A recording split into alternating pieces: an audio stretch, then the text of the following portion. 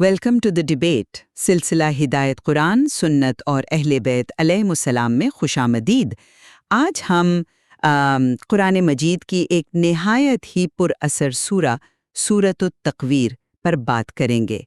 ये सूरा मक्का मुकर्रमा में नाजिल हुई और इसके आप देखें तो दो बुनियादी मौज़ूआत हैं। एक तो क़यामत की आमद और इसकी वो जो हौलनाक निशानियां हैं, और दूसरा कुरान की हक्कानियत और नबूवत मुहम्मदी सल्लल्लाहु अलैहि वसल्लम का दिफा। तो आज हमारी गुफ्तगू का जो मरकज़ी सवाल है वो ये है कि क्या सूरत तकवीर बुनियादी तौर पर कायनात के खात्मे की एक लर्ज़ाखेज़ हकीकी मंजरकशी है, जिसका मकसद अल्लाह की कुदरत का एहसास दिलाना और आखिरत का खौफ पैदा करना है? जी, या फिर इसका असल जोर आप कह लें उन वाक़यात के ज़रिए इंसान के अंदर जो पैदा होने वाला इखलाकी और रूहानी भूंचाल है, एहतसाब की जो नागज़ीरियत है और वही की सच्चाई, उस पर है। यानी यूँ समझें कि जहाँ ये कायनाती वाक़यात एक ताकतवर इस्तियारे का काम करते हैं ताकि वो जो असल इखलाकी हकीकत है उसकी शिद्दत वाज़े हो सके। तरकशी पर ही है। आप आयात का तसलसल देखें और जो तफसीलात हैं, सूरज का लपेटा जाना, सितारों का बेनूर होना, पहाड़ों का चलना, ये सब एक ऐसी हकीकत को बयान करते हैं जो हमारे तसव्वुर से भी बाहर है, और उसका मकसद अल्लाह की जो कादिर मुतलक शैसियत है और आने वाले दिन की होलनाकी, उसको ज़हन नशीन कराना है। जबकि मैं ये मौक़िफ़ पेश करूँगा कि अगरचे ये मंजरकशी इंतहाई ताकतवर है, इसमें कोई शक नहीं, लेकिन सूरह का असल महवर आप देखें इंसान का तजर्बा है, उसकी इखलाकी जिम्मेदारी है और आखिरत में जवाबदेही है। ये जो कायनाती निशानियां हैं, ये इस मरकज़ी पैगाम यानी हर नफ्स जान लेगा कि वो क्या लाया है, इसकी अहमियत को उजागर करने के लिए हैं। आइए देखते हैं। बिस्मिल्लाहिर्रहमानिर्रहीम। इद शम्सु कुव्विरत, आयत 1। जिस वक्त सूरज को लपेटा जाएगा। अब ये जो लफ्ज़ है कुव्विरत, इसका मतलब है लपेटना, जमा करना या तारीख हो जाना। मुफस्सिरीन जैसे आयतुल्लाह मकारिम शिराजी और अल्लामा मोहसिन नजफ़ी वो इसकी वजाहत यूं करते हैं कि सूरज की रोशनी बिल्कुल बुझ जाएगी, उसका वजूद लपेट दिया जाएगा, शायद वो ठंडा होकर सुकड़ जाए। तो ये कायनात का जो मौजूदा निज़ाम है उसके खात्मे का पहला और सबसे बड़ा ऐलान है। लपेटा जाना यकीनन एक गैर मामूली वाक़या है, लेकिन क्या ये सिर्फ एक जिसे कहते हैं फल्कियाती तब्दीली का जिक्र है, या ये इस बात की अलावत है कि कायनात की सबसे बड़ी, सबसे रोशन हकीकत भी जब मांद पड़ जाएगी तो फिर इंसान के आमाल का हिसाब कितना अहम होगा। नूर हो जाएंगे। इन कदरत इसका मतलब है गिरना, बिखरना, बेनूर होना। यानी सितारे अपनी रोशनी खो देंगे, सारा निज़ाम फल्की धर्म बरम हो जाएगा, पूरी कायनात आप सोचें तारीकी में डूब जाएगी। जैसा कि अल्लामा नजफी ने भी इशारा किया, ये सिर्फ हमारा सूरज नहीं बल्कि तमाम सितारों का अंजाम है। जी बिल्कुल, ये तो कायनात के निज़ाम के मुकम्मल खात्मे की तस्वीर है। लेकिन आप देखें फौरन बाद तवज्जो ज़मीनी तब्दीलियों पर मरकूज होती है जो बराह रास्त इंसानी तजुर्बे से ताल्लुक़ रखती हैं। बिल्कुल। व इदल जिबालु सुय्यरत, आयत 3।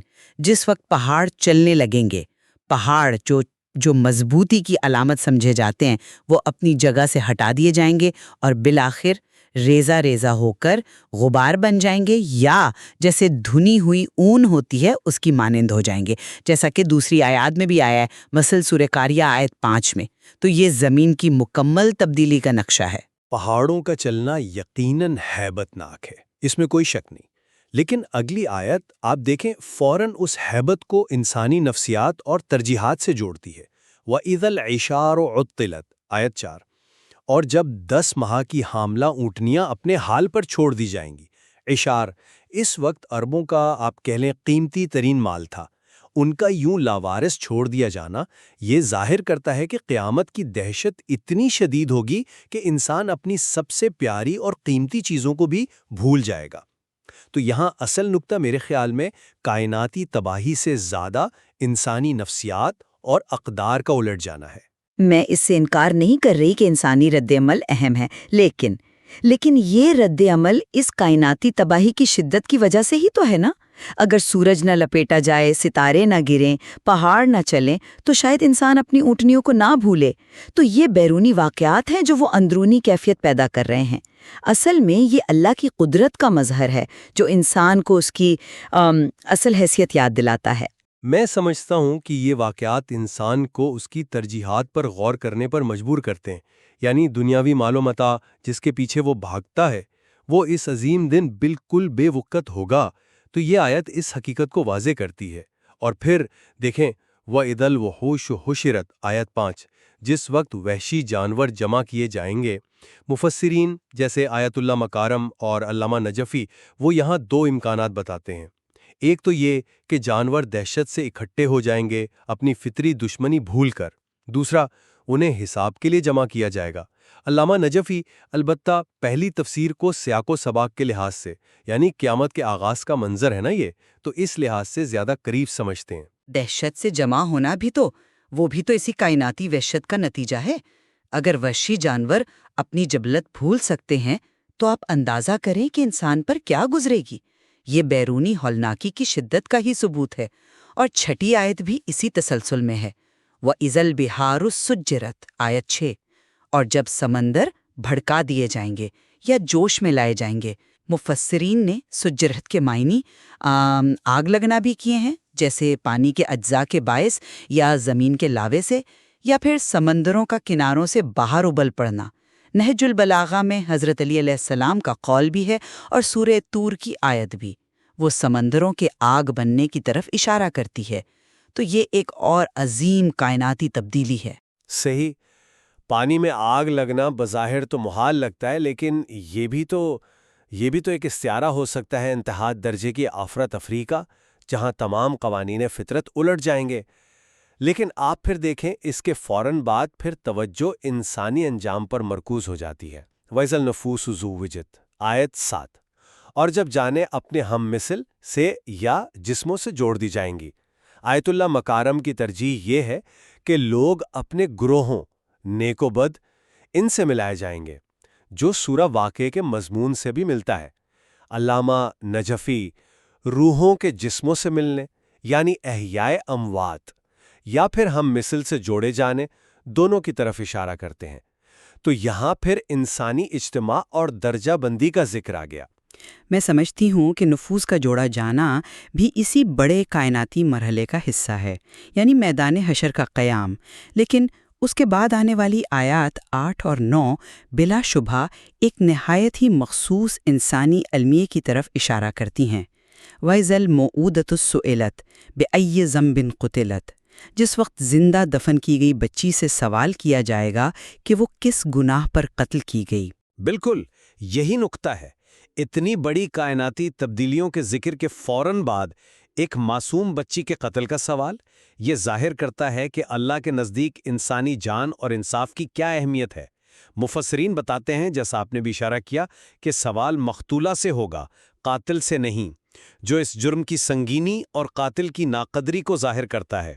یہ زمانہ جاہلیت کی ایک بہت قبیح رسم تھی، اور اس کا ذکر یہاں اسلام کے جو انسانی اقدار ہیں، خصوصاً عورتوں اور بچوں کے حقوق، ان پر جو زور ہے اس کو واضح کرتا ہے۔ تو یہ تو ایک خالصاً اخلاقی فیصلہ ہے۔ بلا شبہ یہ ایک نہایت اہم اخلاقی نقطہ ہے، اس میں کوئی شک نہیں۔ لیکن اس کا ذکر قیامت کے دن کے تناظر میں کرنا، یہ اس کی اہمیت کو مزید بڑھاتا ہے۔ یہ بتاتا ہے کہ اس عظیم دن جب پوری کائنات الٹ پلٹ ہو رہی ہوگی تب بھی انصاف ہوگا، یہاں تک کہ ایک بھلا دیے گئے جرم کا بھی حساب لیا جائے گا۔ تو یہ کائناتی واقعات اس احتساب کی سنجیدگی کو بڑھاتے ہیں۔ جی، میں متفق ہوں، یہ احتساب کی سنجیدگی کو بڑھاتا ہے، اور اگلی آیت بھی اسی احتساب کے عمل کو بیان کرتی ہے۔ وَإِذَا الصُّحُفُ نُشِرَتْ آیت 10، جس وقت اعمال نامے کھول دیے جائیں گے۔ یہ مکمل شفافیت کا لمحہ ہے۔ پھر وَإِذَا السَّمَاءُ كُشِطَتْ آیت 11، اور جب آسمان کا پردہ ہٹا دیا جائے گا یا وہ اکھاڑ دیا جائے گا۔ آیت اللہ مکارم اسے عالم غیب کے پردے ہٹنے سے تعبیر کرتے ہیں، جہاں جنت اور دوزخ نظر آئیں گے۔ علامہ نجفی بھی وہ پردہ اٹھنے یا کھال اترنے کا معنی لیتے ہیں۔ جی، پردے ہٹنا اور حقیقت کا سامنے آنا یہ بھی اسی کائناتی تبدیلی کا حصہ ہے۔ اور پھر جنت و دوزخ کا ذکر، وَإِذَا الْجَحِيمُ سُعِّرَتْ آیت 12، جب دوزخ شدت سے بھڑکائی جائے گی، وَإِذَا الْجَنَّةُ أُزْلِفَتْ آیت 13، اور جب جنت قریب کر دی جائے گی۔ یہ دونوں یعنی جزا و سزا کا مقام بھی اس دن پوری طرح ظاہر اور تیار ہوں گے۔ تو یہ سب واقعات آپ دیکھیں ایک نتیجے پر پہنچتے ہیں۔ بالکل، عالمت نفس ما احضرت آیت 14، اس وقت ہر شخص جان لے گا کہ وہ کیا لے کر آیا ہے۔ یہی تو پورے پہلے حصے کا نچوڑ ہے۔ تمام کائناتی اور انسانی واقعات کا مقصد اسی لمحے تک پہنچنا ہے جب انسان اپنے اعمال کا سامنا کرے گا۔ مفسرین یہاں تجسم اعمال کا ذکر کرتے ہیں، یعنی اعمال صرف یاد نہیں آئیں گے بلکہ مجسم ہو کر سامنے ہوں گے۔ سورہ کہف آیت 49 میں بھی یہی ہے نا، وَوَجَدُوا مَا عَمِلُوا حَاضِرًا۔ تو اصل محور ما احضرت یعنی وہ اعمال ہیں جو انسان لایا ہے۔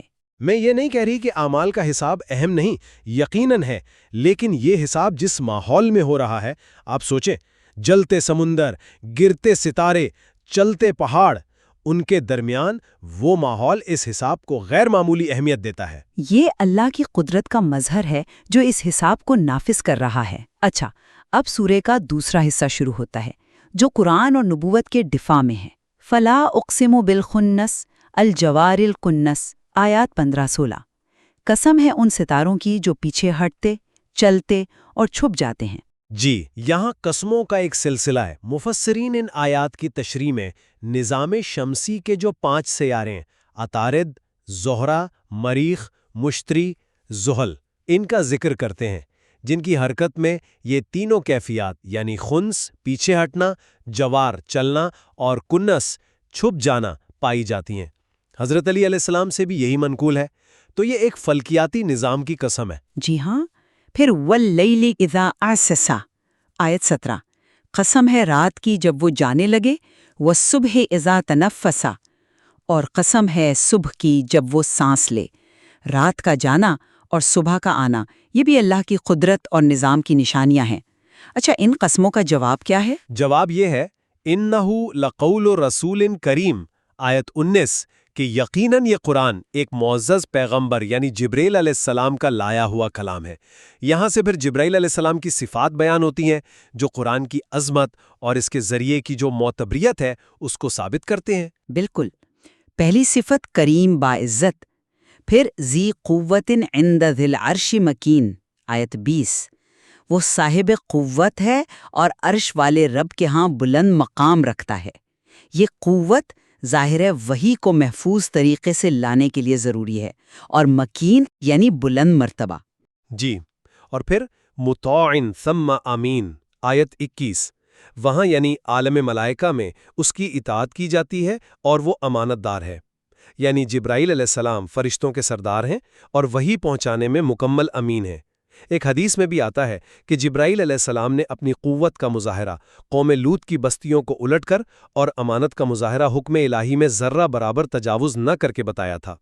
تو یہ تمام صفات ہیں، قوت، مقام، اطاعت، امانت، یہ سب اس ذریعے کی پختگی کو ظاہر کرتی ہیں جس سے قرآن نازل ہوا، اسے آیا ہے۔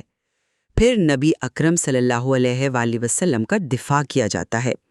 وَمَا صَاحِبُكُمْ بِمَجْنُونَ آیت 22، اور تمہارا ساتھی یعنی محمد صلی اللہ علیہ وسلم دیوانہ نہیں ہے، صاحبکم کا لفظ استعمال کر کے۔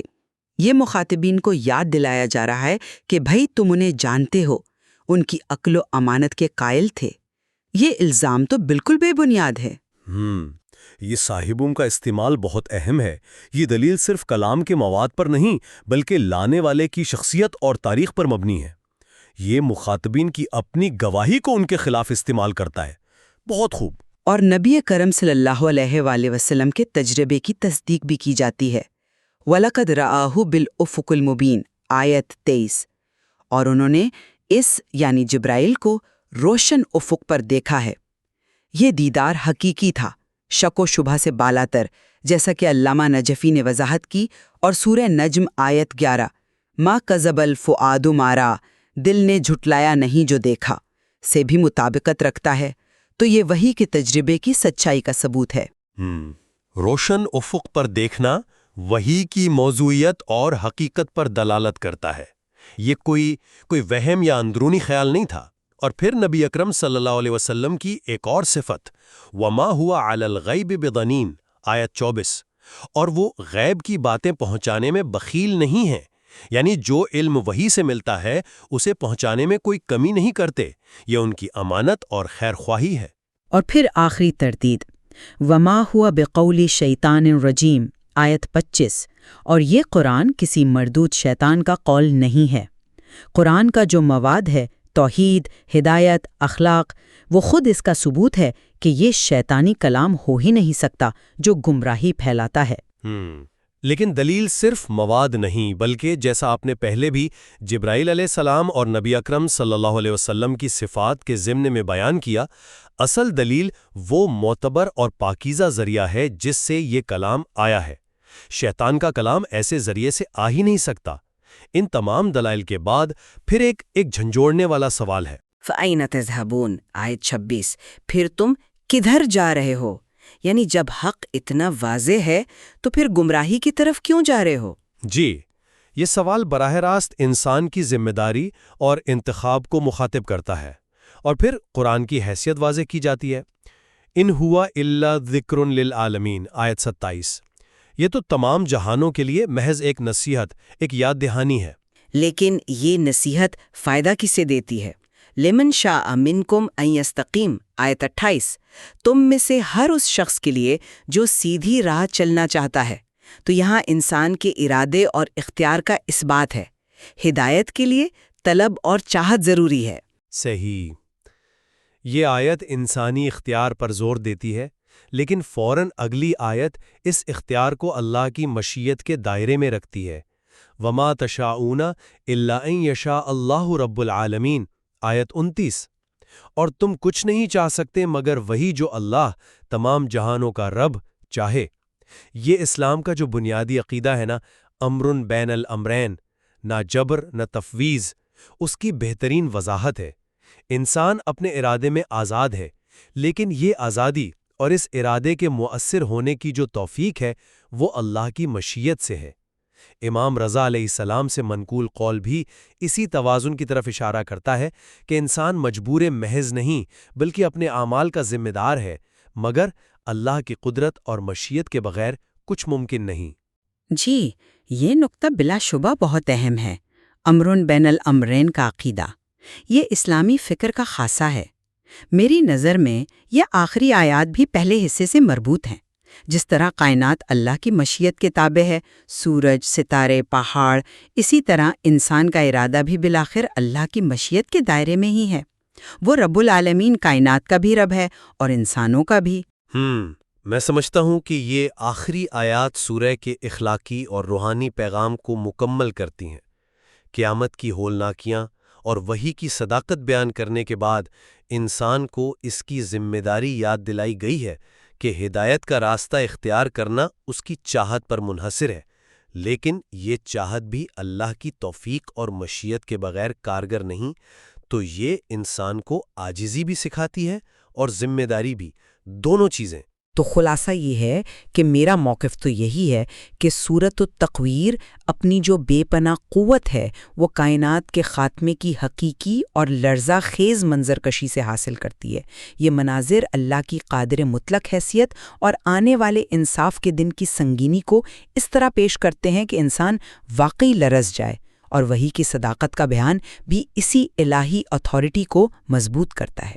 اور میرا موقف یہ ہے کہ یہ کائناتی منظر کشی اگرچہ بذات خود حقیقی اور ہیبت ناک ہے جیسا آپ نے کہا، لیکن اصل میں یہ اس عظیم اخلاقی ڈرامے کے پس منظر کا کام کرتی ہے جس کا مرکزی کردار انسان اور اس کے اعمال ہیں۔ وہ اشار کا چھوٹ جانا، موعودہ سے سوال، نفوس کا جوڑا جانا، اعمال ناموں کا کھلنا اور انسان کا اختیار اور مشیت الہی کا تعلق، یہ سب نکات سورہ کے اخلاقی اور احتسابی پہلو کو زیادہ اجاگر کرتے ہیں۔ کائناتی تباہی گویا اس احتساب کی ہمہ گیری اور شدت کی علامت ہے۔ بلا شبہ دونوں پہلوؤں پر غور کرنے سے سورہ کی گہرائی مزید واضح ہوتی ہے۔ کائنات پر اللہ کی قدرت اور انسان کی اخلاقی ذمہ داری، یہ دونوں ہی اس سورہ کے اہم پیغامات ہیں۔ یقیناً یہ سورہ ہمیں اپنی زندگی، اپنی ترجیحات اور اپنی آخری منزل پر غور کرنے کی دعوت دیتی ہے، اور یہ یاد دلاتے ہوئے کہ ایک دن آئے گا جب ہر نفس جان لے گا کہ وہ کیا لایا ہے۔ سامعین ان نکات پر مزید غور و فکر کر سکتے ہیں۔ اللہ ہمیں صراط مستقیم پر چلنے کی توفیق عطا فرمائے اور اس راہ میں اپنی مدد شامل حال رکھے۔ آمین یا رب العالمین۔